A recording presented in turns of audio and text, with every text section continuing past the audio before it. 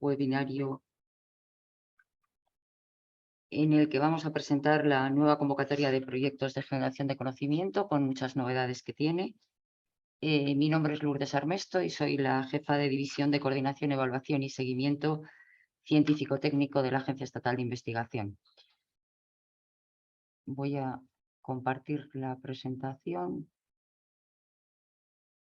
Bueno, indicar primero que este webinario, mañana la presentación estará disponible en la página web de la agencia. Asimismo, el webinario entero se grabará, con lo cual también estará lo que es toda la presentación y todas las posibles preguntas y cuestiones que se desarrollen a lo largo del webinario estarán disponibles mañana en la página web de la agencia.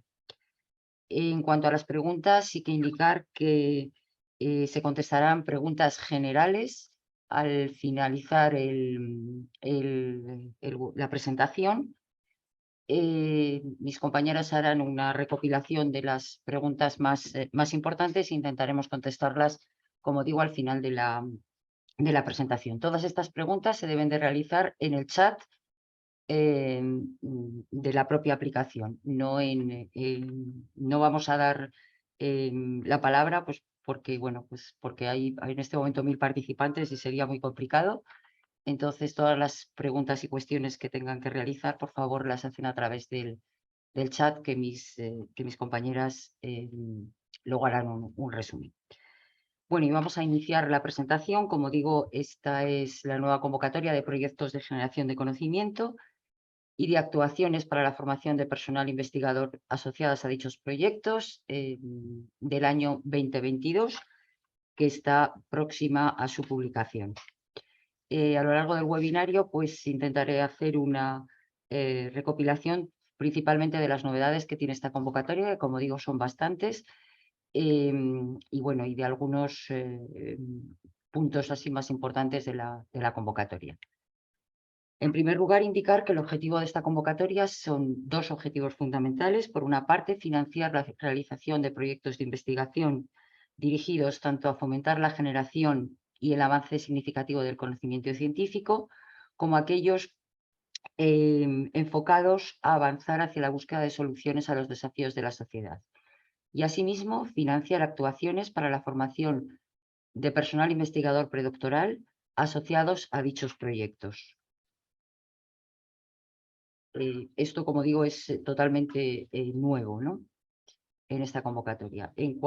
Centrándonos en la parte más relacionada con los proyectos de investigación, indicar que los objetivos de los proyectos tienen, por un lado, contribuir a la generación de capacidades de investigación y a la colaboración e internacionalización de los equipos que trabajan en organismos de investigación y, por otro, como indicaba anteriormente, dar solución a los problemas sociales, económicos y tecnológicos orientados hacia la búsqueda de soluciones a los problemas de la sociedad.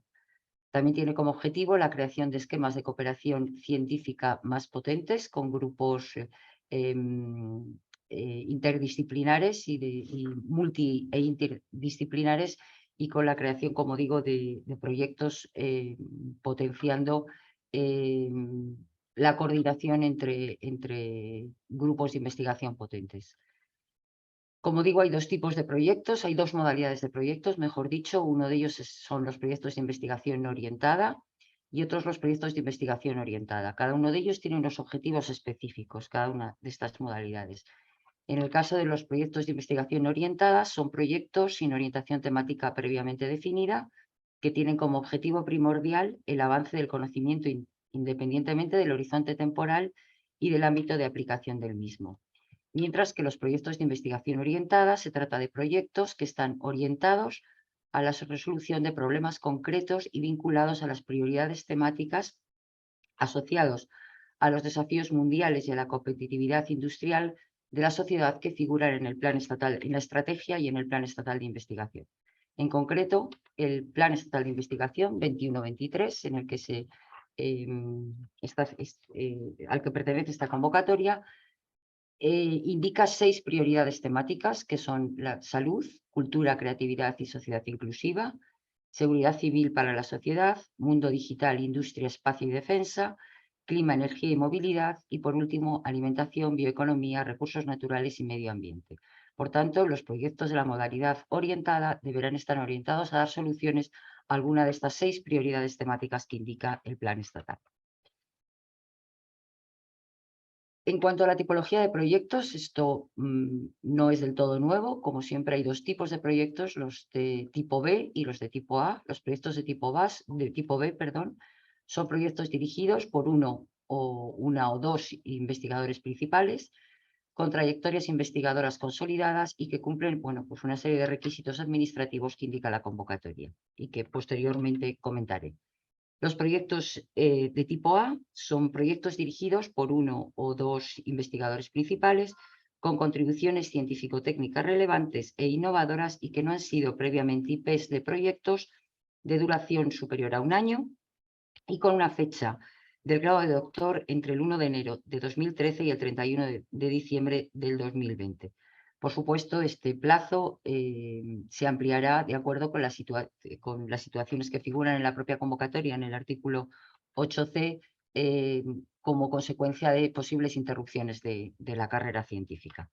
Además de esto, están los proyectos de tipo RTA, que tienen que estar encuadrados en la línea prioritaria 6, es decir, deben ser proyectos de la modalidad orientada y que están presentados por entidades que son centros públicos de I+D+I, de investigación agraria o alimentaria, dependientes de las comunidades autónomas e integrados en el sistema de INIA, CSIC Comunidades Autónomas, y el Centro Nacional de Instituto Nacional de Investigaciones y Tecnologías Agrarias, INIA, del Consejo Superior de Investigaciones Científicas.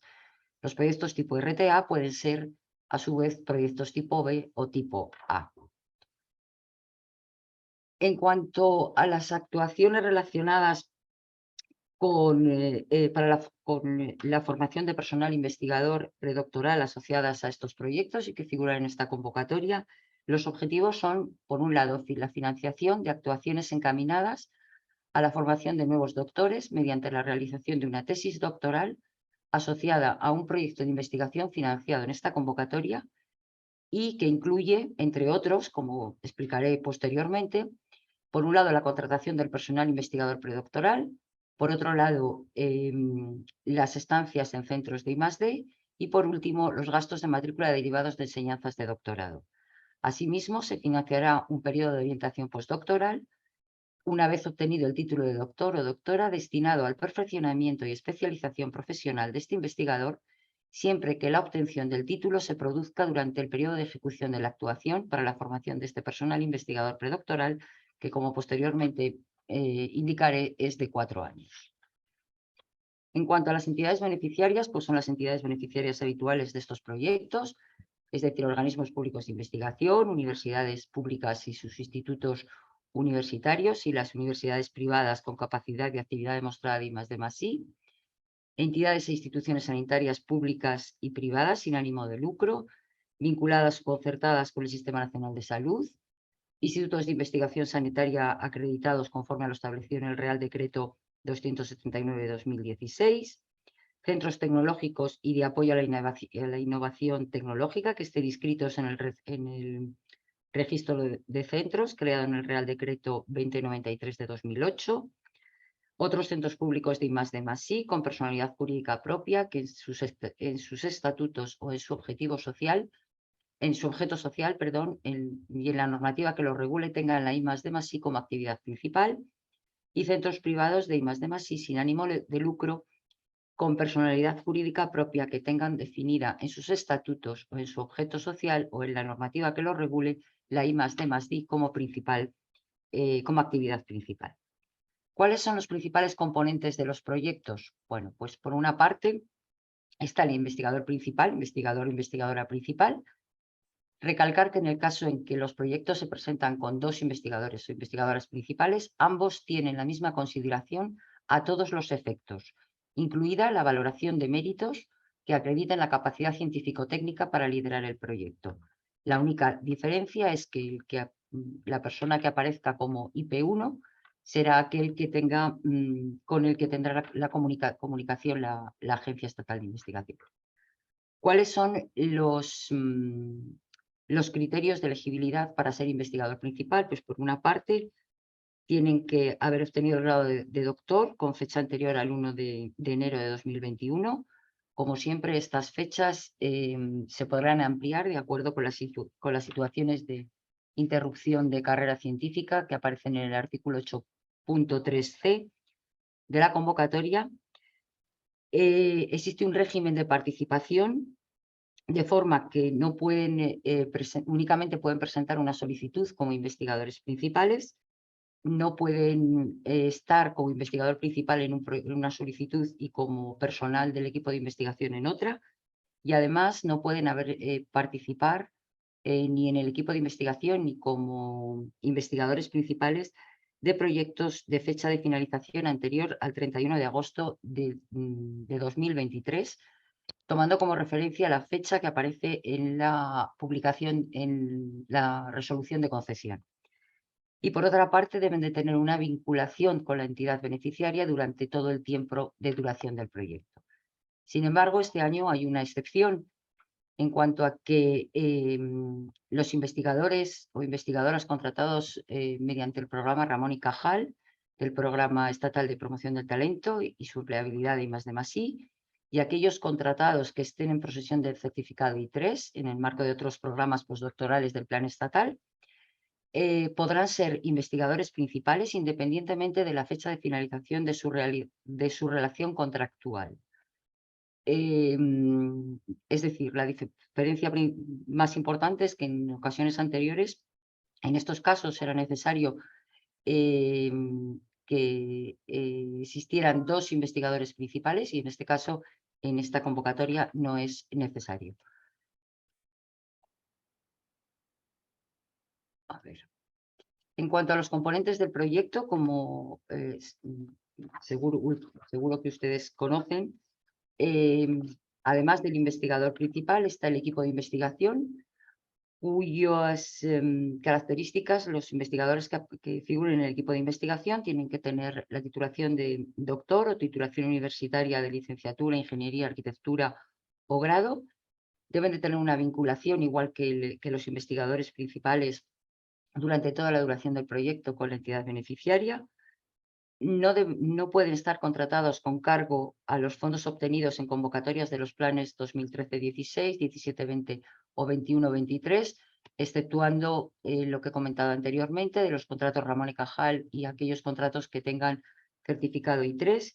Y en cuanto al régimen de participación, se podrá participar en el equipo de investigación en 2 solicitudes de esta convocatoria, y asimismo tendrán incompatibilidad, igual que los investigadores principales, con proyectos cuya fecha de finalización sea posterior a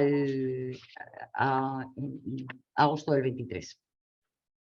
En cuanto al equipo de trabajo, que es otro de los grupos que participan en el proyecto de investigación, en este equipo de trabajo podrán pertenecer todo el personal investigador que no cumpla las condiciones de vinculación, por ejemplo, necesarias para participar en el equipo de investigación, el personal predoctoral en formación, personal técnico de apoyo a la investigación y personal investigador perteneciente a otras entidades de investigación sin residencia fiscal en España.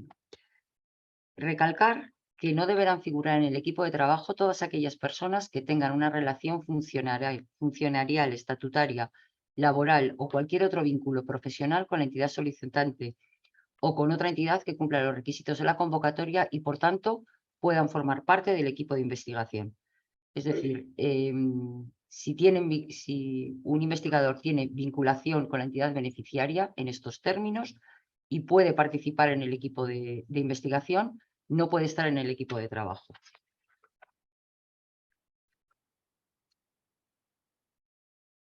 En cuanto a las características de los proyectos, también como es habitual, los proyectos pueden presentarse de forma individual, que son proyectos dirigidos por una o dos IPs, con un investigador, con un equipo de investigación y un equipo de trabajo, o bien mediante un proyecto coordinado, que son proyectos formados por un mínimo de 2 y un máximo de 6 subproyectos, cada uno de ellos dirigidos por 1 o 2 IPs y un equipo de investigación y un equipo de trabajo.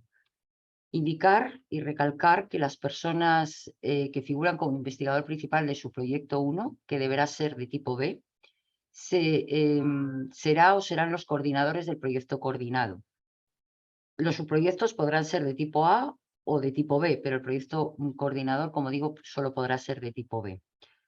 Todos los subproyectos deberán ser de la misma modalidad, de la misma área temática y de la misma duración. Es decir, o todos son de orientada o todos son de no orientada y, como digo, tendrán que seleccionar la misma área temática. En caso en que los subproyectos seleccionen diferente área temática, el proyecto coordinado en su conjunto irá al área temática seleccionada por el coordinador.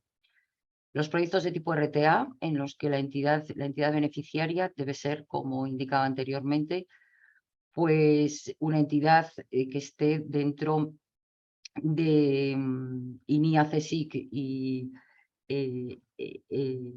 centros de investigación agraria o alimentaria dependientes de las comunidades autónomas y integrados en el sistema INIA, CSIC, comunidades autónomas. Si su proyecto 1 no fuese propuesto para financiación, el resto de los subproyectos no podrán ser financiados, mientras que si el subproyecto 1 es financiado, eso no implica que todos los subproyectos puedan serlo. Indicar claramente que los subproyectos financiados no podrán subcontratar las actividades que figuren en la memoria como responsabilidad de los subproyectos no financiados, en el caso en que exista esa posibilidad, y que, como decía anteriormente, tanto el área temática como el periodo de ejecución serán únicos para todos los subproyectos y será el seleccionado por la IP coordinadora o del subproyecto 1.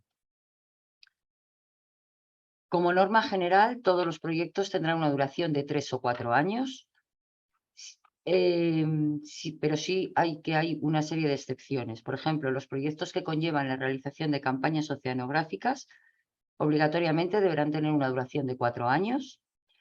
Se podrán solicitar proyectos de 2 años en casos excepcionales y siempre que se cumpla alguna de las siguientes circunstancias, como que la vinculación de lo de la IP no alcance para la ejecución del proyecto de mayor duración, o cuando existan motivos científicos técnicos extraordinarios, siempre que se justifique debidamente en la solicitud y en la memoria científica.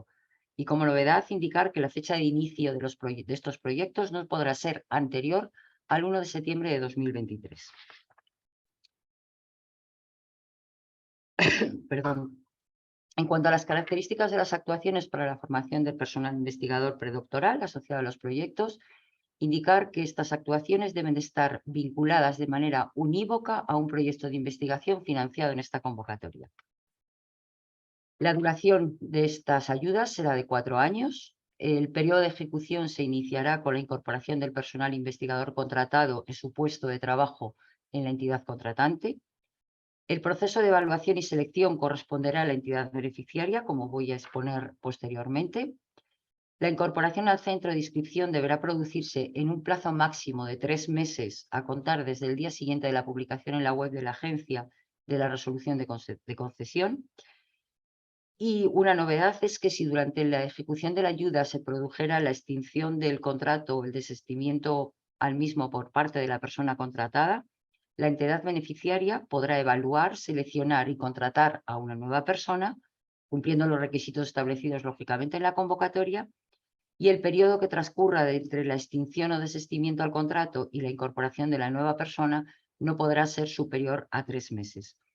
En este caso, conviene resaltar que esto no implica una ampliación del periodo de ejecución de la ayuda, porque la ayuda tendrá un periodo de ejecución de 4 años exactamente igual. En cuanto a los conceptos financiables para la ejecución del proyecto, que también hay algunas novedades, indicar que el presupuesto que se presentará únicamente en la modalidad de costes marginales, independientemente de la naturaleza jurídica de la entidad beneficiaria. Y si bien en la convocatoria aparece claramente todo el listado de costes que son elegibles en este caso, sí que voy a resaltar alguno de ellos porque, bueno, pues es en aquellos en los que hay mayores cambios, por así decirlo, ¿no?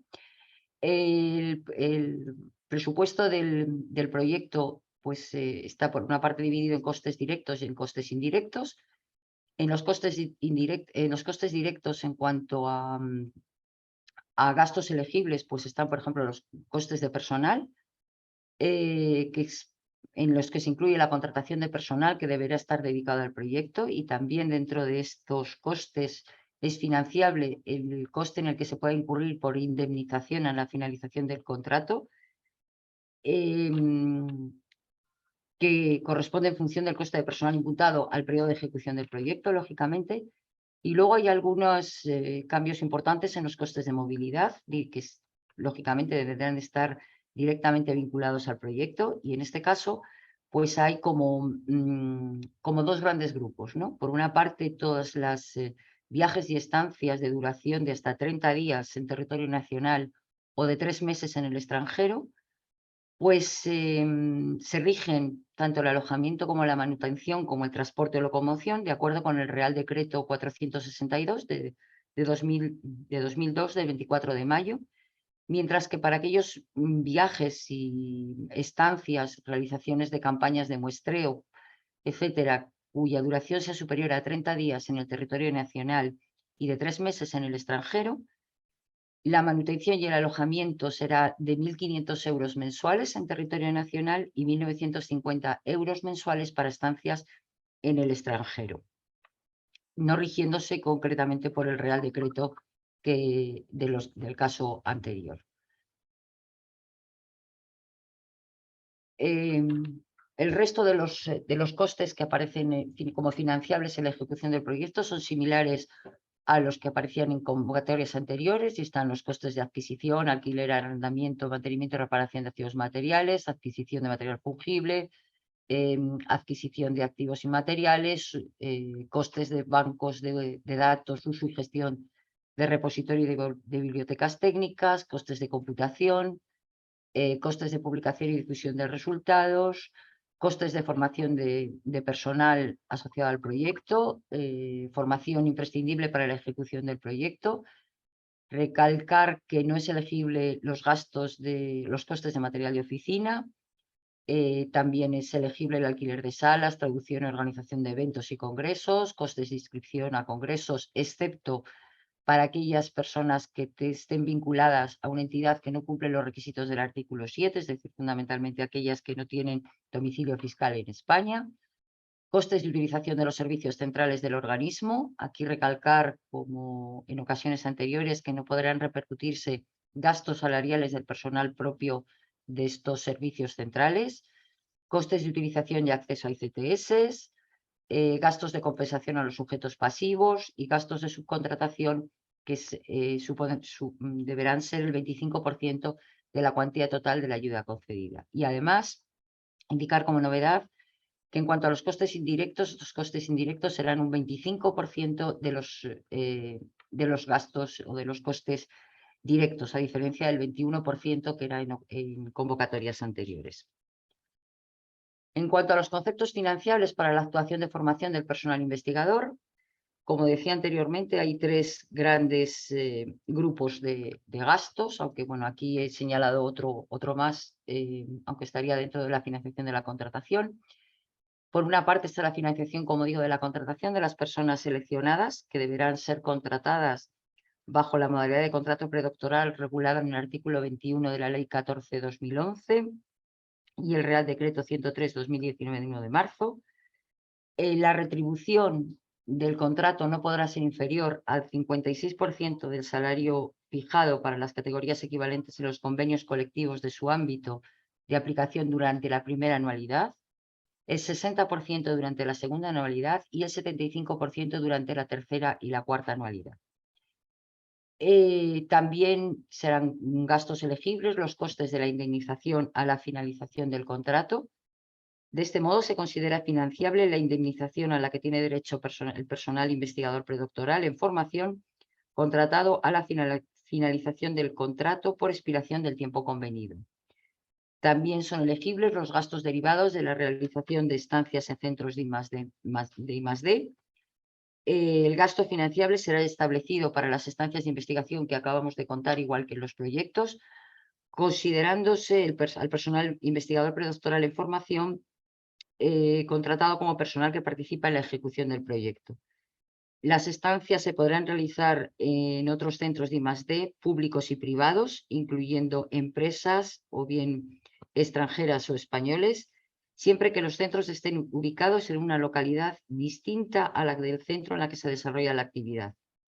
Y las estancias deberán tener una duración mínima de 1 mes de forma ininterrumpida.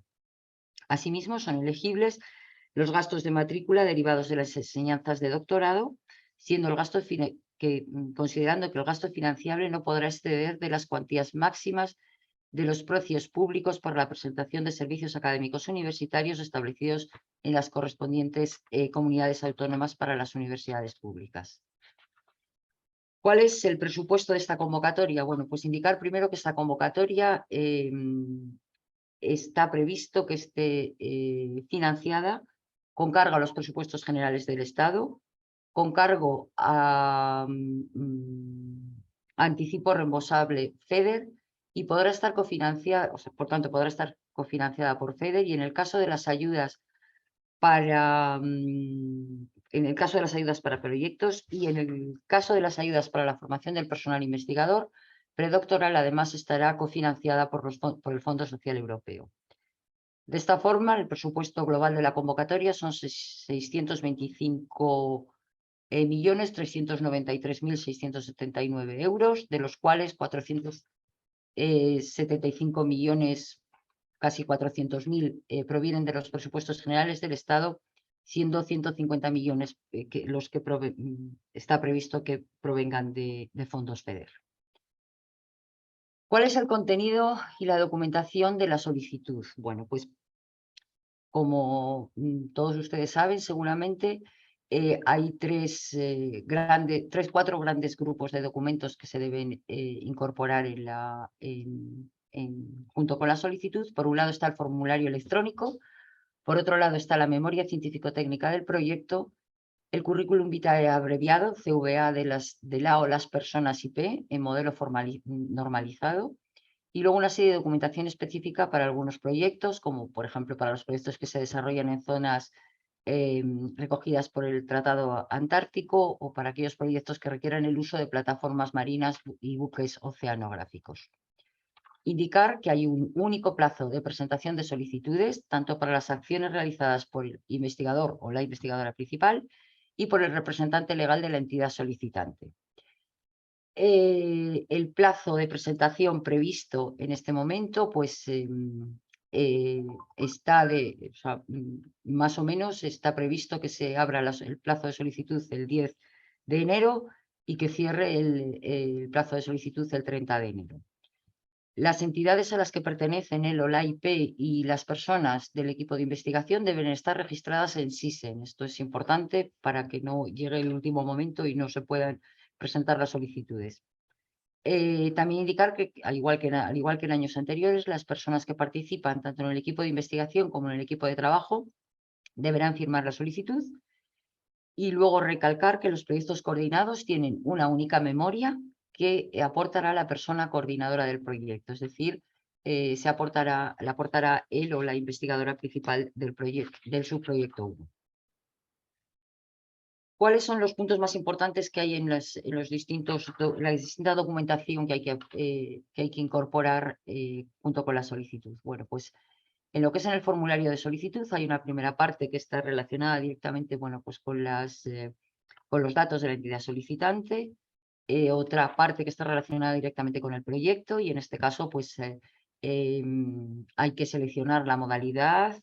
En el caso de los proyectos de investigación orientada a la prioridad temática, de esas 6 que he indicado anteriormente, el tipo de proyecto, si es coordinado individual, el área y subárea temática, y otros datos del proyecto, como por ejemplo, pues todos los datos relativos a la incorporación de la información relativa a la perspectiva de género en el contenido de la investigación, indicadores del proyecto, y la solicitud, en su caso, de la ayuda, una o varias puede ser, para la formación de personal investigador predoctoral asociado al proyecto, así como información sobre, bueno, pues solicitud de tiempo de buque o campaña antártica y otra serie de indicadores que se solicitan y información del proyecto que se solicita en la solicitud. Hay otra parte que está dedicada a toda la información correspondiente a los investigadores, como son los datos de la persona que figura como IP1 y IP2, datos personales, académicos, situación profesional, el código ORCID y un breve resumen del currículum que se recomienda se incorpore este breve resumen en inglés. Toda la información relativa al equipo de investigación, incluyendo una breve reseña de su currículum, información del equipo de trabajo. Y en este caso se recomienda incorporar el código ORCID de estos miembros del equipo de trabajo, que luego se podrá tener en cuenta en la evaluación. Y recalco que la solicitud debe estar firmada además de por las personas IP y miembros del equipo de investigación por los miembros del equipo de trabajo. También en esta parte de la solicitud figura información sobre implicaciones éticas o de bioseguridad, aunque luego también se solicitan en un apartado de la memoria. El siguiente apartado de la solicitud es el presupuesto y es importante indicar que en este apartado se incluirá únicamente el presupuesto solicitado para la ejecución del proyecto, no el presupuesto para la contratación del personal en formación. Y muy importante, el presupuesto solicitado para cada concepto deberá estar detallado y justificada su necesidad para la ejecución del proyecto, porque como vamos a ver posteriormente, esto es uno de los criterios de evaluación y que además se tiene en cuenta en la evaluación a la hora de adjudicar el presupuesto, la financiación a cada proyecto. En cuanto a la memoria científico-técnica, que es otro de los documentos muy importantes que hay que incorporar junto con la solicitud, indicar que la extensión máxima es de 20 páginas para proyectos individuales y 35 para proyectos coordinados. Es recomendable utilizar el tamaño de letra de 11 puntos. Los proyectos con presupuesto igual o superior a 100.000 euros deben presentar la memoria en inglés, aunque yo personalmente recomendaría que se presentara dicha memoria independientemente de la cuantía del presupuesto solicitado. Recalcar una vez más que hay una memoria única para los proyectos coordinados en la que se debe de incluir, como veremos posteriormente, la necesidad de esa coordinación, la participación de cada uno de los subproyectos y el valor añadido que supone la coordinación frente a la realización de un proyecto individual. Y recalcar que si el contenido de la investigación propuesta se contempla algún aspecto que requiera considerar una perspectiva de sexo o género, por su temática, metodología, resultados o aplicaciones, esta deberá desarrollarse en los distintos apartados de la memoria científico-técnica, como pueden ser los distintos apartados que vamos a ver posteriormente, como puede ser la metodología, etc. La memoria científico-técnica tiene este año tiene un formato nuevo, figura en uno de los anexos de la propia convocatoria y también está disponible ya desde hace tiempo el formato correspondiente en la página web. Y en este sentido resaltar que tiene varios apartados. El primero de ellos es la justificación y novedad de la propuesta, en la que se debe de incorporar la adecuación de la propuesta a las características de la convocatoria, así como de la modalidad de proyecto seleccionada, es decir, de acuerdo con los objetivos que tiene cada una de las modalidades. Se debería de incluir una descripción de la motivación de la propuesta del proyecto en el contexto de los conocimientos científico-técnicos de la materia específica en la línea de investigación del mismo, una descripción de la hipótesis de partida y su novedad en relación con el estado del arte de la temática de la propuesta. Si la propuesta se presenta en la modalidad de investigación orientada, se deberá justificar la selección de la prioridad temática de las distintas recogidas en el anexo 3 de la convocatoria y una descripción de la contribución de la propuesta a solventar los problemas necesarios para esta prioridad temática seleccionada. El siguiente apartado se refiere a los objetivos, metodología y plan de trabajo, en el que se debe de incorporar una descripción de los objetivos generales específicos, una descripción detallada de la metodología propuesta en relación con estos objetivos y con el estado del arte. Es muy importante destacar aquellas etapas críticas cuyo resultado pueda afectar a la viabilidad del plan de trabajo previsto o requerir un reajuste del mismo. Y en este sentido se deberá incluir una descripción de un plan de contingencia para resolver estas posibles dificultades, una breve descripción de los medios materiales, infraestructuras y equipamientos singulares a disposición del proyecto que permitan abordar la metodología propuesta, y una descripción de los resultados previos del equipo de investigación que permitan avalar la propuesta presentada. Y por último, un cronograma de las actividades de la propuesta. Otro de los apartados se refiere al impacto esperado de los resultados, impacto científico-técnico e impacto social. Y en este sentido, pues se debe incorporar el impacto científico-técnico esperado, como digo, de los resultados tanto a nivel nacional como internacional.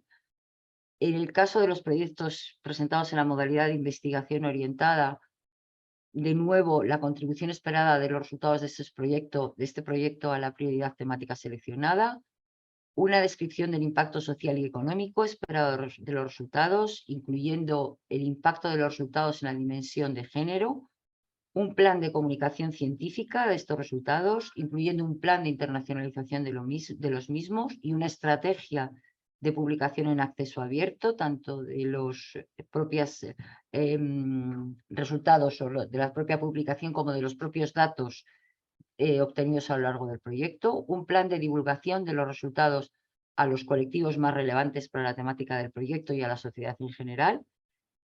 Y muy importante, especialmente en el caso de los proyectos de investigación orientada, es tener en cuenta que si se considera que se pueden alcanzar conocimientos y resultados susceptibles de transferencia, se deberá de incorporar una descripción del plan de transferencia y valorización de estos resultados y, como indicaba anteriormente, también una descripción resumida del plan de gestión de datos de investigación y de los efectos de la inclusión de género en el contenido de la investigación, siempre que, como he comentado anteriormente, además de lo indicado en la propia solicitud. Y hay un último apartado que se refiere a la justificación del presupuesto solicitado, en el que se incluirá una descripción cualitativa de la necesidad del presupuesto solicitado para la ejecución del proyecto, especialmente para aquellas partidas de una mayor cuantía y para aquellas partidas relacionadas con contratación de personal o con la adquisición de equipamiento. Además de esto, la memoria científico-técnica tiene otros dos apartados, uno referente a la capacidad formativa, que se tendrá en cuenta para la evaluación de la adjudicación del contrato predoctoral asociado al proyecto, en el que se deberá incluir un programa de formación previsto en el contexto del proyecto, no un programa de formación general de la entidad, las tesis realizadas y en curso dentro del equipo de investigación y el desarrollo científico profesional de los doctores egresados. Y por último, bueno, pues la convocatoria en uno de sus anexos especifica una serie de condiciones determinadas para la ejecución de determinados proyectos en los que, bueno, pues toda la información relativa a esas condiciones específicas se deberán incluir en este apartado de la memoria. Recalcar que todas las autorizaciones y demás documentación relativa a esta parte deben de quedar en poder de la entidad solicitante, tal y como establece la convocatoria, si bien esta documentación podrá serle requerida durante la ejecución del proyecto en cualquier momento, o con el informe intermedio o con el informe de seguimiento científico-técnico. Sí que quiero resaltar que la de memoria deberá contener la información necesaria para poder llevar a cabo una correcta evaluación de la propuesta. Como vamos a ver posteriormente, los distintos apartados de la memoria este año son exactamente los apartados correspondientes o los criterios correspondientes a la evaluación de las propuestas, por lo cual, como indico, es muy importante que se incluya toda la información necesaria para poder llevar a cabo una correcta evaluación. Otro de los documentos importantes que hay que incorporar junto con la solicitud es el Curriculum Vitae abreviado, el CVA. que, como he indicado anteriormente, únicamente la o las personas que figuran como investigadores principales del proyecto lo presentarán como un documento adjunto, mientras que en la solicitud se incorpora un resumen del CV del personal investigador que forma parte del equipo de investigación. La extensión máxima de este documento, en los apartados A, B y C, que voy a describir ligeramente posteriormente, es de 4 páginas y se podrá presentar en inglés o en español. El documento de CVA tiene 3 apartados. El primero de ellos se refiere a los datos personales, como pueden ser pues, bueno, pues los datos personales de la investigadora principal, toda la parte relacionada con la situación profesional anterior, incluyendo interrupciones de la carrera investigadora, de acuerdo con lo que indica la convocatoria, situación profesional actual y formación académica. Luego hay un apartado B, que es un resumen del currículum, en el que se debe incorporar las principales aportaciones científicas, explicando la relevancia y contribución en la generación de conocimiento, generación de ideas, hipótesis y resultados y cómo los ha comunicado, la financiación obtenida, las capacidades científico-técnicas adquiridas, las responsabilidades científicas ejercidas, las colaboraciones internacionales y el liderazgo. Otro apartado que serían todas las aportaciones relativas a la sociedad, tales como actividades de desarrollo tecnológico y de innovación, actividades de divulgación, colaboración con la industria y el sector privado, entidades e instituciones públicas y otros usuarios finales de la investigación, las aportaciones relativas a la formación de jóvenes investigadores y cómo ha contribuido al desarrollo de la carrera de estas personas, a la constitución de equipos de investigación, creación de empresas, actividades editoriales o a la evaluación de investigadores, proyectos y otras actividades de investigación, y otro apartado general que serán de otras aportaciones que se consideren relevantes para la evaluación del CVA.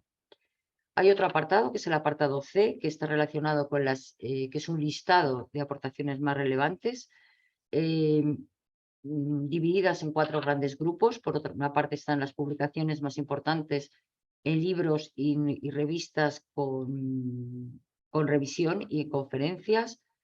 Por otra parte están los congresos, por otra parte están los proyectos o líneas de investigación en los que ha participado y, por último, la participación en actividades de transferencia de tecnología, conocimiento y explotación de resultados. Quiero recalcar en este apartado que todas las contribuciones que figuren en cada uno de estos apartados, C1, C2, C3 o C4, deben incluir una reseña completa. Por ejemplo, en el caso de la publicación, pues hay que incluir todos los autores por orden de firma, el año de publicación, el título del artículo, el nombre de la revista, el volumen, la página inicial y final, etc. Si es un libro, bueno, hay que indicar, por supuesto, el lugar que ocupa el investigador correspondiente al CVA. En el caso de que sea un libro, pues hay que incluir la editorial y el ISBN. En el caso en que, bueno, pues haya más de 2 autores, de 8 autores, hay una serie de normas que figuran en las instrucciones. En el caso de los congresos hay que indicar la modalidad de participación, los autores por orden de firma, el nombre del congreso, fecha y lugar de publicación, de celebración. Y en el caso de los proyectos, por ejemplo, pues hay que indicar la contribución personal del investigador, además de todos los datos del proyecto, como es la entidad financiadora, la cuantía de financiación y quién ha sido el investigador coordinador o responsable de la misma. Y en el caso de participación en actividades de transferencia, tecnología y conocimiento, pues lo mismo, ¿no? Todos los datos correspondientes en el caso, por ejemplo, que incluya patentes o otras actividades de propiedad industrial, deberán de incluir la reseña completa que permitan, de forma que se permita valorar cuál es la aportación del investigador en cada uno de estos apartados. Indicar que ahora mismo ya está abierto en la página web de la agencia esta convocatoria de proyectos de generación de conocimiento 2022, y en ella figuran todos los formatos, tanto de las memorias científico-técnicas coordinadas o individuales como de los CVA, así como las instrucciones para cumplimentar tanto la memoria como el CVA. Y aquí tienen exactamente cuál es la dirección en la que pueden encontrar esta información. posteriormente, bueno, pues irán ampliando, incorporando documentos como en ocasiones anteriores, como pueden ser preguntas frecuentes, etcétera, y más información, pues, de instrucciones de solicitud, etcétera. ¿Cómo vamos a llevar a cabo la evaluación y la selección, por un lado, de los proyectos y cómo se va a hacer la evaluación y selección de los contratos predoctorales asociados a los mismos? Centrándome en la parte de evaluación y selección de los proyectos, creo que es muy importante resaltar el papel fundamental de la comunidad científica en esta evaluación y selección.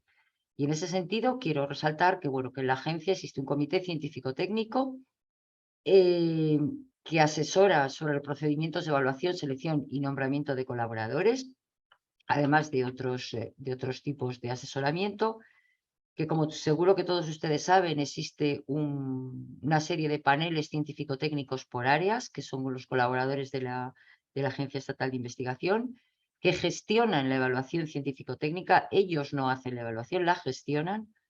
Además, realizan el seguimiento de actividades financiadas, elaboran bueno, pues una serie de análisis de las áreas científicas y analizan resultados y elaboran recomendaciones sobre el proceso de evaluación. Y además de esto, tenemos una serie de evaluadores externos que bien participan de forma remota o bien por participación presencial en comisiones técnicas, que son los que hacen realmente las evaluaciones o las valoraciones científico-técnicas de los proyectos. Por tanto, creo que es importante resaltar que son los propios científicos quienes valoran a sus colegas científicos.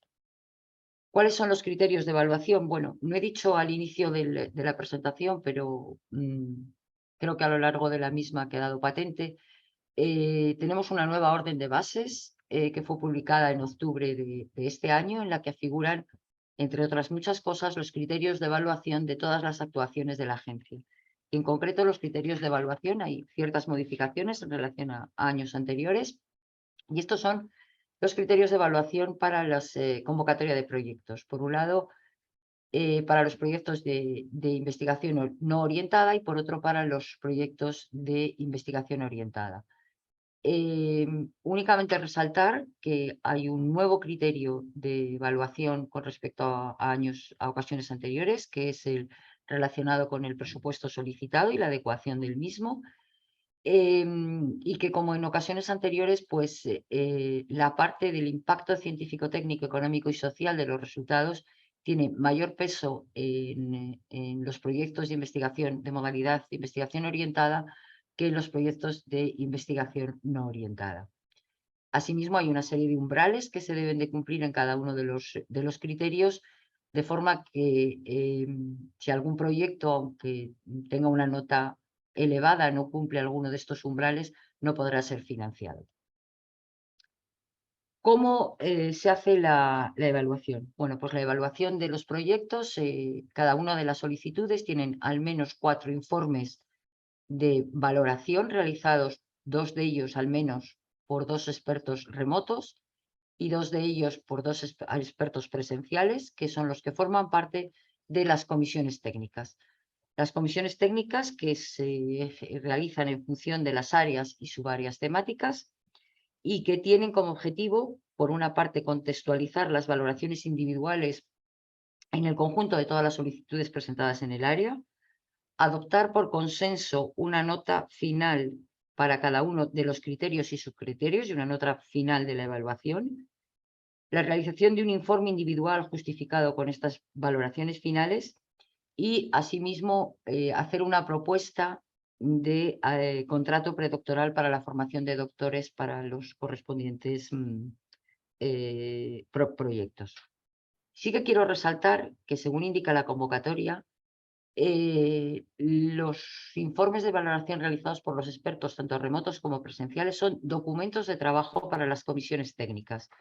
Esto quiere decir que realmente la evaluación y la valoración de las propuestas es responsabilidad de la comisión técnica y es el informe individual que sale de esa comisión técnica y de el informe final de evaluación o el informe de evaluación de la propuesta.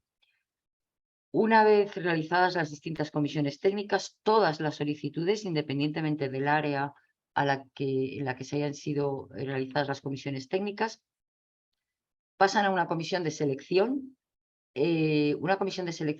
cuya función es sancionar las evaluaciones propuestas por las comisiones técnicas, realizar un listado priorizado de las ayudas financiadas en todas las áreas temáticas con la financiación otorgada, la adjudicación o no definitiva de la ayuda predoctoral para la formación de doctores para los proyectos que han sido propuestos por las comisiones técnicas y una relación de proyectos que se consideren no financiables. Como digo, en esta comisión de selección es una comisión única para todas las áreas temáticas y para el conjunto total de solicitudes que se presentan. Esta es como se va a llevar a cabo la evaluación y selección de los proyectos. Si nos centramos en la evaluación y selección de las ayudas predoctorales para la formación de doctores, como he indicado casi al inicio de la presentación, esta evaluación y selección la van a hacer las entidades beneficiarias de los proyectos. De forma que en el momento que salga la resolución de concesión de los proyectos, aquellos que tengan se adjudicará un contrato predoctoral para aquellos proyectos que así se haya decidido en la comisión técnica y en la comisión de selección. A partir de aquí es la entidad beneficiaria quien tiene que llevar a cabo la publicación, la evaluación y la selección de las personas que van a ser contratadas mediante este tipo de contrato. Siguiendo una serie de criterios de evaluación que son los que aparecen en nuestras órdenes de bases y en la convocatoria. Y estos criterios de evaluación son no son tres, perdón. Por una parte son las valoraciones de las aportaciones científico-técnicas del candidato, que se valorará con una puntuación máximo hasta 45 puntos, la movilidad e internacionalización con un máximo de 5 puntos y la adecuación del candidato o candidata a las actividades de investigación a desarrollar con un máximo de puntuación de 50 puntos. Como digo, esta parte de evaluación, de publicación, evaluación y selección la hace la entidad beneficiaria. Sin embargo, estas actividades de publicación fundamentalmente y evaluación se podrán iniciar previamente a la que se publique la resolución de concesión, es decir, una vez publicada la propuesta de resolución, la propuesta de la PRP, la propuesta de resolución. Indicar que la contratación, como he indicado anteriormente, se debe de llevar a cabo en un máximo de 3 meses después de la resolución de concesión y que una vez que se ha producido esta contratación, en un máximo de 20 días hábiles después de esta contratación, la entidad beneficiaria deberá comunicar a la agencia los datos identificativos de la persona contratada, la fecha de incorporación y una descripción del programa de formación que va a llevar a cabo que se va a llevar a cabo esta persona. Además, la entidad beneficiaria deberá de realizar un informe que incluya una descripción del proceso de evaluación y selección seguido llevado a cabo en esta etapa y una justificación de la idoneidad de la persona contratada. Este informe podrá ser solicitado por la agencia en cualquier momento de la ejecución de la ayuda. Podrá ser, como digo, solicitado tanto al inicio como incluso durante el seguimiento de la ayuda predoctoral. ¿Cuáles son las obligaciones de las entidades beneficiarias de las ayudas predoctorales para la formación de doctores? Bueno, estas son las habituales que teníamos anteriormente en la convocatoria de predoctorales. Por una parte, deben formalizar un contrato predoctoral de acuerdo con el artículo 21 de la Ley 14/2011 en un plazo, como he indicado anteriormente, de 3 meses desde la resolución de concesión del proyecto. Proporcionar al personal investigador contratado el apoyo necesario para el desarrollo de su actividad, velar por el desarrollo adecuado del programa de doctorado, comunicar la fecha del acto de defensa y aprobación de la tesis doctoral, para lo cual hay un plazo de 20 días hábiles, formalizar una adenda al contrato para el desarrollo del POP que he indicado anteriormente con una duración máxima de 12 meses, comunicar las renuncias y demás incidencias en la ejecución de la ayuda en un plazo máximo de 2 meses e incluir algo muy importante, la publicidad de la financiación, la cofinanciación por parte del Fondo Social Europeo Plus. Pasando ya a la última etapa de la convocatoria, la última etapa, una vez que los proyectos o las actuaciones han sido financiadas, pues está la etapa de seguimiento científico-técnico. En este caso me voy a centrar primero en el proyecto y luego en las ayudas predoctorales. A lo largo de la duración de la ejecución del proyecto se pueden solicitar una serie de modificaciones de la resolución de concesión, unas modificaciones que en general hay que solicitarlas 2 meses antes de la fecha de finalización de la ayuda, y en estas modificaciones se incluyen pues, cambios del periodo de ejecución, cambios de investigador principal, cambios de organismo de centro, interrupciones y renuncias del proyecto o modificaciones de la vinculación de lo de la IP. Además, hay otra serie de cambios que deben ser aprobados por la agencia, si bien no son modificaciones como tales de la resolución de concesión, como son cambios en el equipo de investigación o modificaciones del porcentaje de subcontratación. Todas estas solicitudes se deben llevar a cabo utilizando los modelos que figuran en la página web de la agencia y, como digo, en general 2 meses antes de la fecha de finalización del proyecto.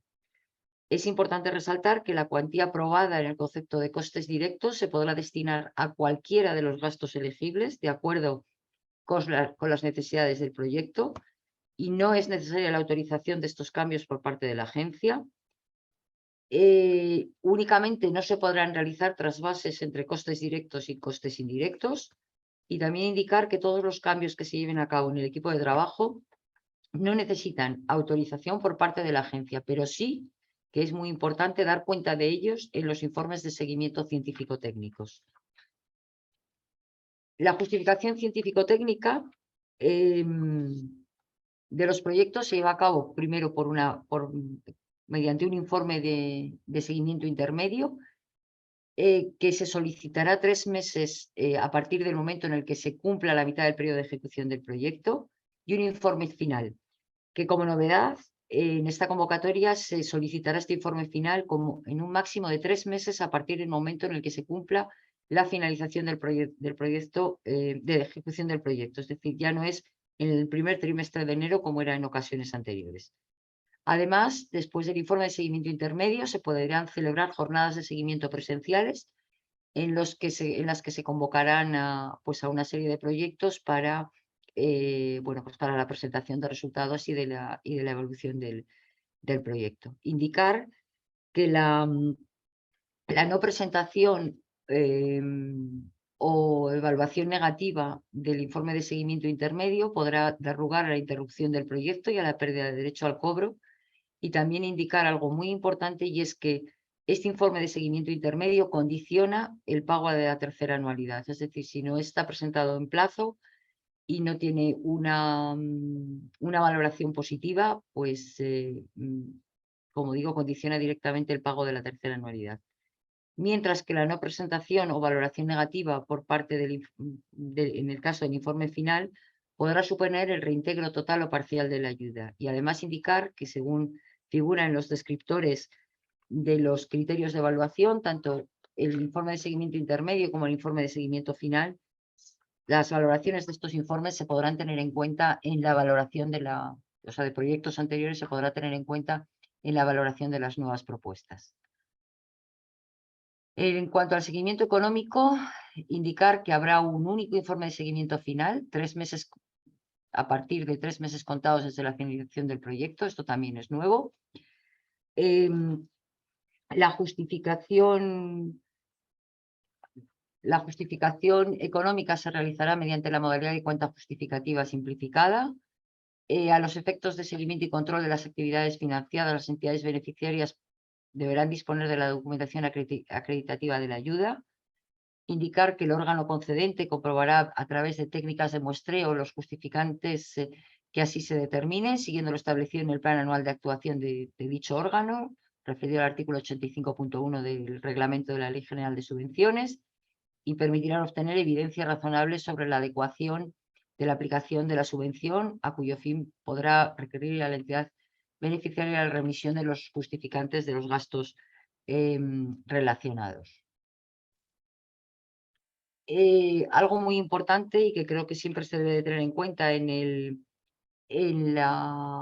en los informes económicos de los proyectos es dejar bien claro cuál es la vinculación de los gastos ejecutados, la vinculación directa de esos gastos al proyecto ejecutado. Y también, que en este sentido quiero resaltar que en los informes de seguimiento científicos hay un apartado en el que se incorporan datos relacionados con los principales gastos ejecutados en el proyecto y que lo que permitirán es ver si desde el punto de vista científico-técnico esos gastos están justificados realmente y se tendrá en cuenta para la parte de la justificación económica.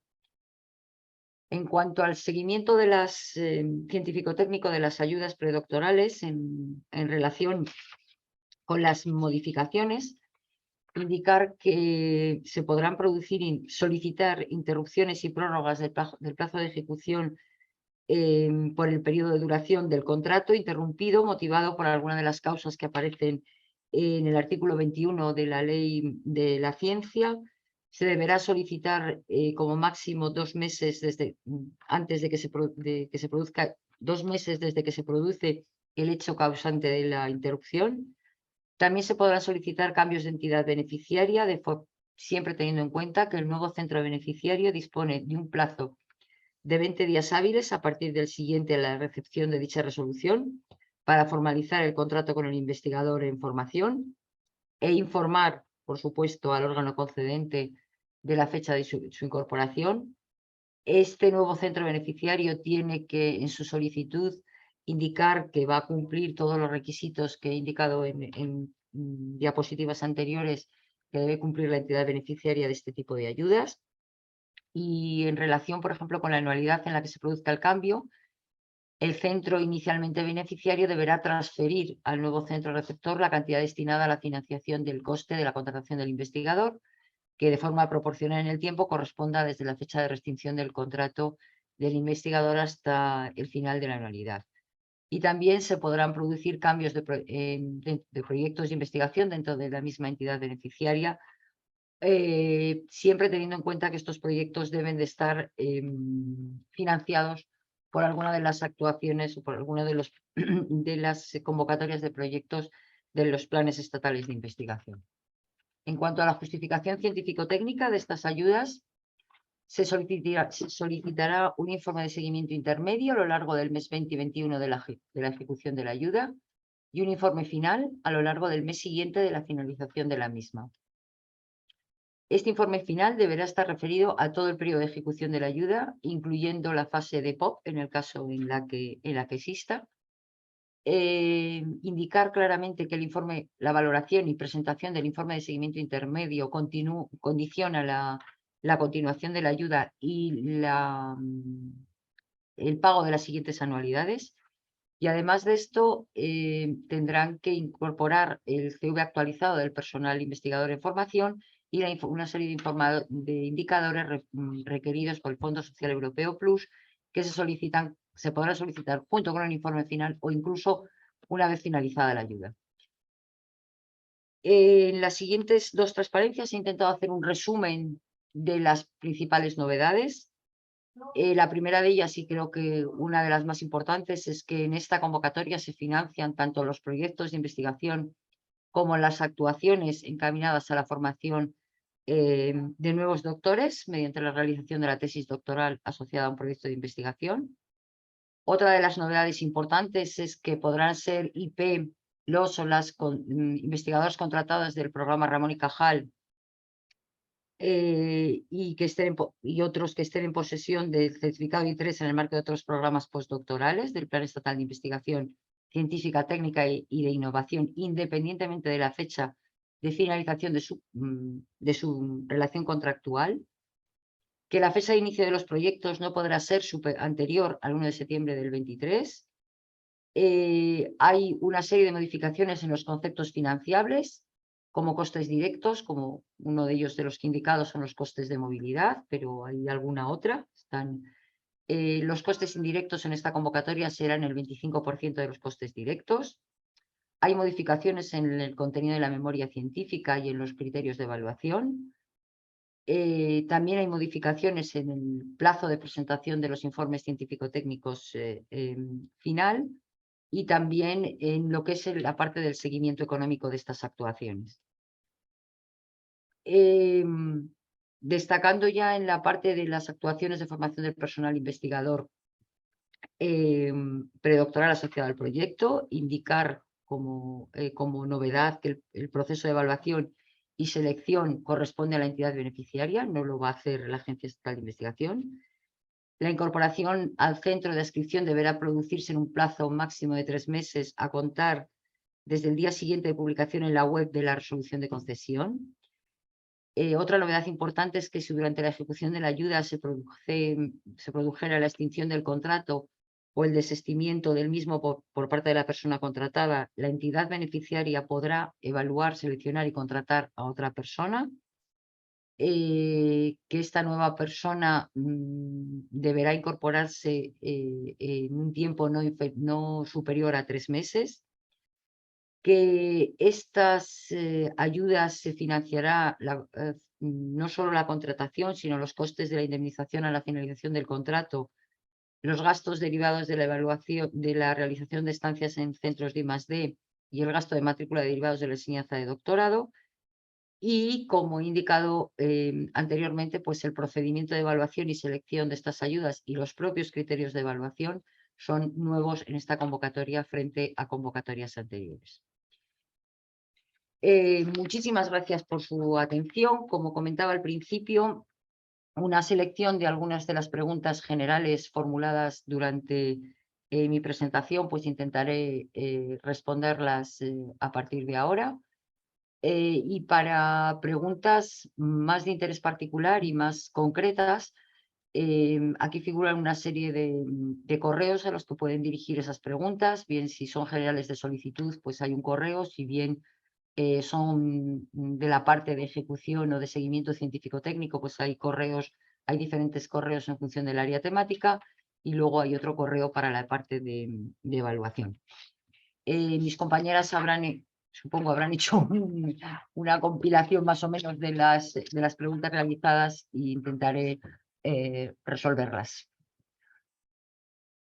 Hola, buenos días. Soy Hola, María Ferrer, la jefa de la subdivisión de programas temáticos científico-técnicos.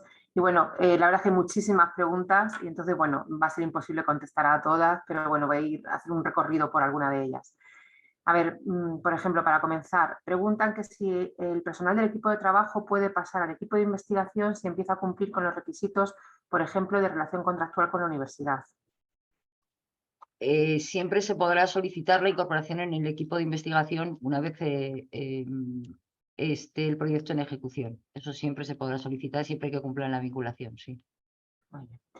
Respecto a los proyectos coordinados, preguntan qué apartados son comunes y cuáles los completa cada proyecto coordinado en la solicitud, en la memoria. A ver, la memoria es única de los proyectos coordinados. Entonces, lo que se debe destacar es en cada uno de estos apartados y grandes apartados que tiene el formato de memoria, es importante resaltar qué actividad realiza cada uno de los subproyectos y cuál es la importancia o cuál es el valor añadido de esa coordinación frente a hacerlo cada uno por separado, ¿no? Entonces, no hay un apartado concreto para cada subproyecto, sino que cada uno de los apartados pues, deberán incluirse las actuaciones de cada uno de los subproyectos. De forma que, por un lado, se permita ver cuál es la aportación de cada uno de los subproyectos a ese proyecto global coordinado y, por otro lado, evaluar lo que es el proyecto global en sí. O sea, que es una única memoria. De acuerdo. Preguntan que, bueno, si cuando se presenta la memoria es recomendable que sea en inglés, pero sí hay que mandarla solamente en un idioma o en los dos, en inglés y en español. No, hay que mandarla en un único idioma y yo recomendaría que si es posible pues se presentara en inglés porque eso siempre favorece a que podamos bueno, pues, tener en cuenta otros evaluadores, no solamente evaluadores nacionales. En el equipo de trabajo pueden participar realmente cualquier persona que no cuente con vinculación de ningún tipo con una entidad de investigación, por ejemplo, un estudiante o un profesional independiente que quiera participar. Bueno, en la convocatoria no lo dice explícitamente si tiene que tener vinculación o no. entendemos que alguna vinculación con alguna entidad beneficiaria debería de tener. En los proyectos coordinados, los subproyectos pueden estar dirigidos por IPs que pertenecen al mismo grupo que el IP del proyecto coordinador.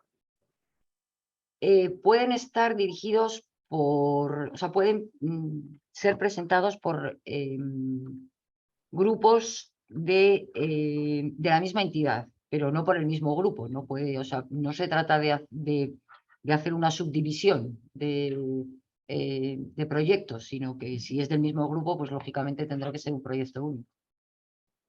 De acuerdo. ¿Cómo se aplica el criterio de vinculación en los proyectos tipo A? A ver, el criterio de vinculación en los proyectos tipo A es el mismo criterio que en los proyectos tipo B, es decir, tienen que tener vinculación durante todo el tiempo de duración del proyecto.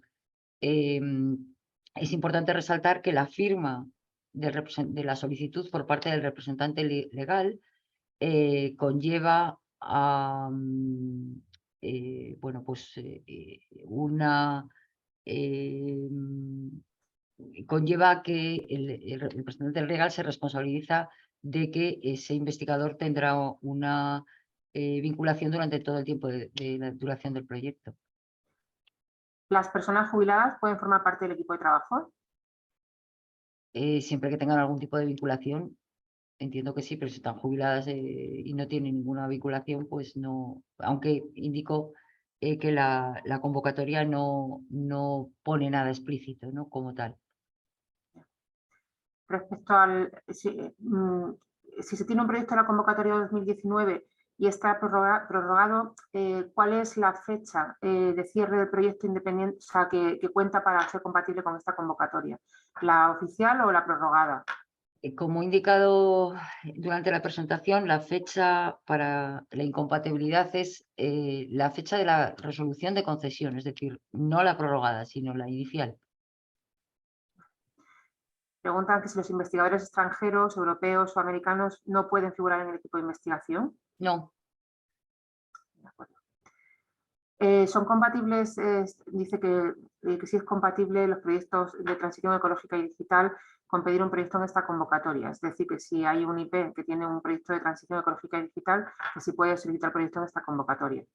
no hay ninguna restricción en relación con la convocatoria de transición ecológica y digital, solamente con la de generación de conocimiento y con retos y investigación. De acuerdo. Que si el 25% de los costes indirectos es del total de costes directos, incluye la adquisición de activos materiales y equipamiento. Sí, es del total de costes directos. De acuerdo. ¿Qué más?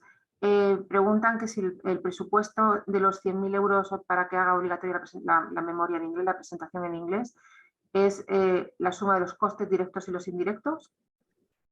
La suma de los costes directos, porque realmente en solicitud lo que figura son los costes directos, no los costes indirectos.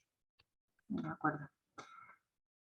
¿Pueden ser incluidos los investigadores eméritos ad honorem? Sí. La convocatoria no indica nada en contra. Vale. Preguntan que si que la recomendación de presentar la memoria en inglés, que si implica una mejor valoración de la convocatoria. No, realmente es porque, como indicaba anteriormente, pues nos amplía el número de investigadores y eso, que puedan evaluar, el número de evaluadores más bien, y eso hace que, bueno, pues que esos proyectos puedan ser evaluados por investigadores no nacionales. Hay muchas preguntas del CVA, que si se puede descargar del CVN o tiene que ser el modelo que se ha proporcionado. A ver, de acuerdo con las instrucciones que aparecen que están publicadas en la web, el CVA se puede sacar directamente del CVN o bien se puede hacer utilizando el formato de Word que hay en la página web, pero se puede sacar directamente del CVN. ¿En cuántas solicitudes pueden figurar personas del equipo de trabajo? En 2 solicitudes. Siempre que estén en las 2 solicitudes como equipo de equipo de trabajo. De equipo de trabajo no hay incompatibilidad en principio. Vale. ¿Qué periodo de años debe cubrir el CVA? También hay varias preguntas sobre eso. A ver, en la parte correspondiente eso se indican las instrucciones del CVA. En en el apartado B, que es la parte narrativa, por así decirlo, del CVA, se refiere a toda la carrera científica, no cubre un determinado número de años. Y tampoco el apartado C. Si bien en el apartado C, bueno, pues por motivos de espacio, se indica que se incluyan pues, del orden de 10 contribuciones las que el investigador considere más importantes y más relacionadas con la propuesta que va a presentar. O sea, que no cubre un periodo determinado, sino que cubre toda la carrera investigadora del investigador. Preguntan también que si los proyectos, los orientados, pueden adscribirse a 2 ámbitos temáticos de los 6 propuestos. Creo recordar que en la solicitud solo se puede seleccionar uno de ellos, pero yo entiendo que se podrá seleccionar, creo que solo se puede seleccionar uno. Vale. A ver, no sé, es que hay tantos. Bueno, hay muchas. Yo estoy recogiendo las preguntas de los que son los proyectos y luego Lucía pues se fijará más, se centrará en el tema de la formación de la formación predoctoral. Yo creo que, bueno, hablan también, se ha dicho que puede ser IP los Ramones y Cajales, que qué pasa, pues, por ejemplo, con los Beatriz Galindo. Siempre que tengan el I3, como dice la convocatoria, pues podrán ser IPs. Vale. Más. Así para. Porque, bueno, es que yo creo que hay muchas que se van repitiendo. Dice, la tesis del equipo de investigación durante los últimos 10 años se requiere que estén relacionados con la temática del proyecto o vale cualquiera que sea su temática. ¿Perdón, las tesis? Las tesis del equipo de investigación durante los últimos 10 años, que si se requiere que estén relacionadas con la temática del proyecto o vale cualquiera que sea su temática. Vale cualquiera que sea su temática. Aquí se trata de, ese apartado es para valorar la capacidad formativa del equipo, entonces vale de Con cualquier esto, temática. una persona con un contrato Juan de la Cierva de incorporación que tiene acreditación I3 puede ser IP independientemente de su duración del contrato. A ver, lo que indica la convocatoria es, en concreto, que podrán ser IPs aquellos contratados que estén en posesión del certificado I3 en el marco de otros programas postdoctorales del Plan Estatal de Investigación Científico-Técnica y de Innovación, no solamente Ramón y Cajal, con lo cual pues entiendo que en ese apartado estaría incorporado en ese apartado. De acuerdo.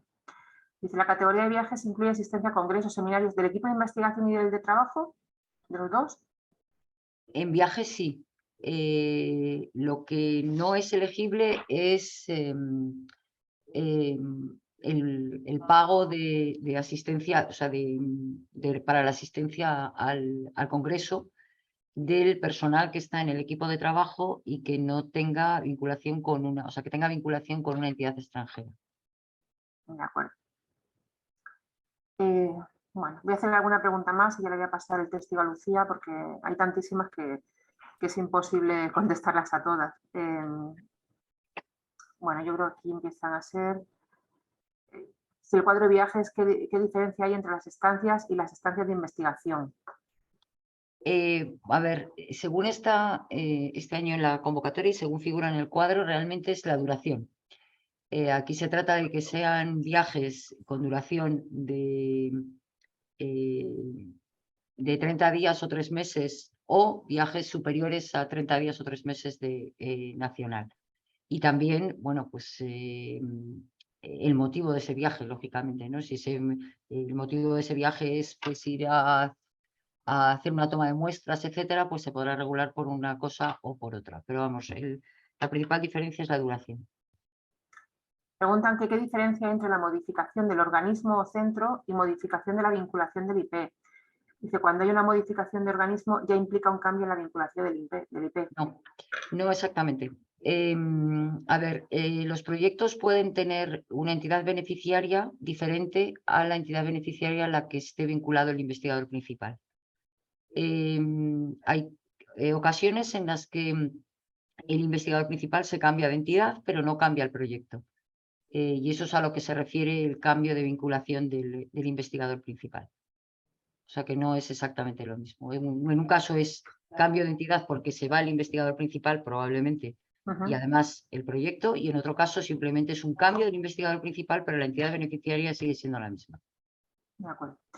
Bueno, recordar un poco, preguntan también por las fechas y los plazos para la presentación de las solicitudes, que, bueno, si no recuerdo mal, has dicho del 10 de enero al 31 de enero. Sí. Vale. Son plazos aproximados ahora mismo, ¿no? Por eso no, es muy probable que sea ese. Es verdad que seguro, lo que sí que es seguro es que va a ser a partir del día 10, eso seguro, no va a ser antes, no va a ser el plazo de solicitud no va a estar abierto durante las fiestas de Navidad, pero las fechas concretas pues pueden modificarse ligeramente, aunque están bastante cerradas, pero pueden sufrir alguna pequeña modificación. De acuerdo. Bueno, pues yo dejo ya las preguntas referentes a lo que son los proyectos y paso el testigo a Lucía para hablar sobre el tema de contratación de doctorales. Vale, gracias, Marian. Sí, efectivamente, también hay bastantes preguntas. He intentado agruparlas y recoger las más importantes. Parece que hay hay bastantes que hablan sobre en qué apartado deben de indicar los costes de la ayuda predoctoral. Si hay un apartado específico o si van juntos con todos el resto de costes, ¿cómo va esto? No, simplemente aquellos proyectos en los que es exactamente igual que antes la solicitud. Entonces, aquellos proyectos en los que se solicite un contrato para la formación de doctores simplemente tendrán que marcar, igual que se marcaba antes en la propia solicitud, pero no tienen que incorporar ningún presupuesto de nada de esa parte. Simplemente marcar exactamente igual que se hacía en años anteriores. Ya está respondido, pero entiendo que entonces los gastos relacionados con la matrícula y con los gastos de estancia Nada. es exactamente lo mismo. Exactamente lo mismo. O sea, Vale. a ver, la ayuda para formación del personal predoctoral tiene una cuantía determinada. Entonces, en el momento en que en la resolución de concesión del proyecto figure que ese proyecto tiene unida un contrato predoctoral, pues tendrá asociado su correspondiente financiación para ese contrato predoctoral, independientemente de lo que tenga del proyecto. También hay algunas sobre si tienen algún tipo de incompatibilidad los candidatos a predoctorales. Sí, tienen exactamente los mismos criterios que había en ocasiones anteriores, es decir, no tienen que haber tenido una ayuda predoctoral de este tipo y no tienen que ser doctores. ¿Y hay algún plazo desde que terminaron la carrera, por ejemplo, para que se puedan presentar? No, yo creo que ahora mismo no me suena, ¿no? ¿Verdad? Vale. También hay varias preguntas relacionadas con la duración del contrato y la duración del proyecto, porque si hay proyectos que pueden ser de 2 y 3 años y los contratos pueden ser de 4 años, preguntan si un proyecto de 2 años o de 3 años puede pedir un contrato de 4 años. Sí, eso es exactamente igual que antes. O sea, tendrá una financiación de 3 años para el proyecto. Y una financiación para 4 años para el contrato predoctoral. O sea que sí, eso es igual que antes. Claro, y Entonces, varios sí. preguntan, ¿qué pasa entonces si acaba el proyecto pero no acaba el contrato? Pues siempre tienen la posibilidad de cambiar de proyecto o de continuar haciendo, o sea, a ver, lo que es la ayuda para la realización de la tesis sigue durando los 4 años, o sea que... Vale. Claro, van en la misma dirección. Me preguntan varios si la fecha de inicio del contrato y del proyecto y la fecha de final del contrato y del proyecto tienen que coincidir o no. No, o sea, eso es exactamente igual que antes. La única diferencia, y que creo que es lo más importante de esta convocatoria, es que el contrato predoctoral se podrá incorporar como mucho 3 meses después del inicio del proyecto. Vale. No un año y algo como sucedía antes cuando teníamos convocatorias diferentes. O sea, pero el resto yo creo que es exactamente igual. Vale. Preguntan también si el número de FPIs es semejante al de años anteriores, ¿va a haber más o va a haber menos? Bueno, pues la idea es que se incrementen ligeramente el número de FPIs relacionados directamente con con los proyectos, puesto que en esta convocatoria se ha incrementado de forma considerable el presupuesto. Entonces, la idea es que se incremente. Vale. Preguntan también qué pasa si en esos 3 meses que hay de plazo para formalizar el contrato no da tiempo. ¿Se podría hacer una prórroga, pedir una prórroga o perderían el contrato? Pues no lo sé, yo creo que ahora mismo, yo creo que pueden pedir una prórroga, Ana. No, hasta ahora No. no, pero desde el momento que tienen la propuesta de resolución provisional ya sabe el proyecto que tiene concedido a una ayuda predoctoral y entonces ya puede empezar el mecanismo de buscar al candidato, con lo cual es un margen mayor desde la propuesta de resolución provisional hasta la de concesión, más 3 meses. Es un plazo suficiente para encontrar un candidato, pero la convocatoria no recoge que pueda haber una prórroga posterior a los 3 meses después de la resolución de concesión. También preguntan si el predoctoral puede ser extranjero. Sí, claro. Sí. Y si hay 2 IPs en un proyecto, la FPI tiene que ser en la entidad del IP1 o del IP2 o puede En la moverse. misma entidad que el proyecto. ¿Perdón? Tiene que estar unida a la entidad beneficiaria del proyecto. Entonces, si la entidad beneficiaria del proyecto es la del IP1, pues será esa. Y si es la del IP2, pues será a la del IP2. Vale. También, pero bueno, ya lo habéis respondido, pero sí, los 3 meses son para hacer el contrato, como ya habéis dicho, o para la incorporación efectiva de la persona que tenga la FPI. Es para la incorporación efectiva de la persona. 3 meses a partir de la resolución de concesión. O sea, que cuando se hace el contrato, ahí tiene que empezar a ejecutarse, lógicamente.